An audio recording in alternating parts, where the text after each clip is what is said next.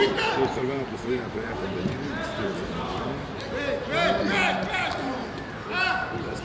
Dobar personal.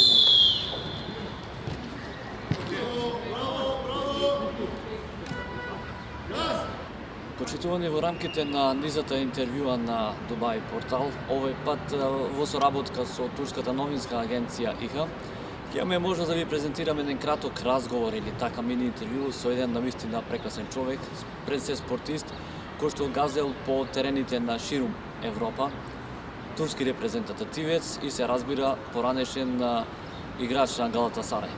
Денес се наоѓаме тука во Скопје, значи на стадионот на фудбалскиот клуб Шкупи, каде што и господинот веќе го откриеме сега, Умит Каран, веќе е и тренер на овај клуб. Значи, во неколку минути ќе имате можност да го проследите неговото видување во однос на неговото прво искуство во нашава држава и како тренер на овој фудбалски клуб.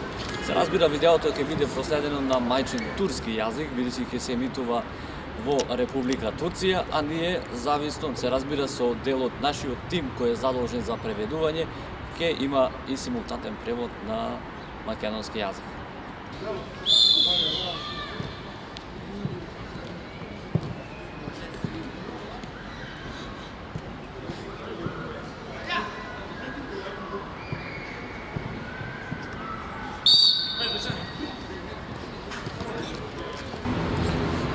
Tabii biz buraya geldiğimizde takımın durumu çok iyi gözükmüyordu fakat şimdi milli takım arası var. Bunu iyi değerlendirip üst sıralara çıkmamız gerekiyor. Geçen sene bu takım Avrupa kupalarında oynadı. Maalesef şu an alt sıralarda ama iyi bir çalışmayla, iyi bir süreçle inşallah bir dahaki maçları galip getirip üst sıralara çıkmak istiyoruz tabii.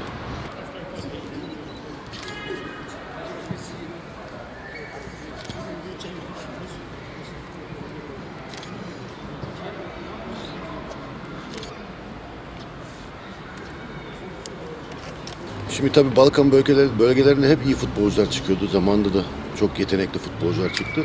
Şu anki benim takımdaki 10 tane oyuncu 18 yaşında. Yani bizim hedefimiz, biz Müslüman takımımız burada. O çok önemli. Yani buradan hakikaten iyi oyuncular yetiştirip hem Türkiye pazarına hem Avrupa pazarına satmak istiyoruz. Dediğim gibi şu anki takımda 10 tane 18 yaşında oyuncu var. Bir futbol akademisini kurmayı düşünüyoruz. Yani daha çok oyuncu yetiştirip daha çok Avrupa pazarına, Türk pazarına pazarlamayı düşünüyoruz. İnşallah o hedefimize de zamanla uğraşacağımızı düşünüyorum ama tabii bunlar hepsi zaman içinde olacak şeyler. Biraz da skor endeksli futbol. Takım iyi gitmezse altyapıda da iyi işler olmaz.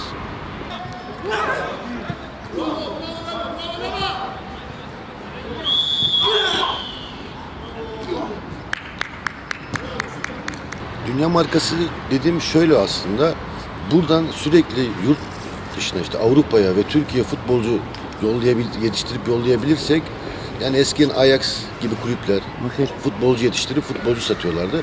Biz de bu bölgeden inşallah futbolcu yetiştirip dünya markası dediğim genç oyuncu yetiştirme fabrikası gibi düşünmek lazım. Biz de inşallah bu süreçte bunu başaracağımızı düşünüyorum. Ama tabii bunlar hepsi bir süreç. Çünkü genç yaşta başlaman lazım eğitime. Bir de burası da kolay değil. Burası biraz karışık. Desteğe ihtiyacımız var tabii. Biraz da tabii Müslüman takım olduğumuzda zaman zaman zorluklar da yaşayabiliyoruz. Ama biz o zorluklarda her şekilde açacağız inşallah. Şu an öyle bir düşüncemiz yok. Ya burada tabii futbol biraz daha yavaş. Biz futbolu biraz daha hızlandırmamız lazım burada. Fiziksel güçleri çok düşük oyuncular var. Onları temel antrenmanları yok aslında. Altyapı dediğimiz olay burada çok az oyuncu da var. Ne oluyor? Burada mesela Arnavutludur, Makedonudur. Bunlar mesela Avrupa'da yetişen genç oyuncular var. Onların altyapısı iyi ama burada yetişen oyuncuların aynı Türkiye'de yaşadığımız problemleri yaşıyoruz.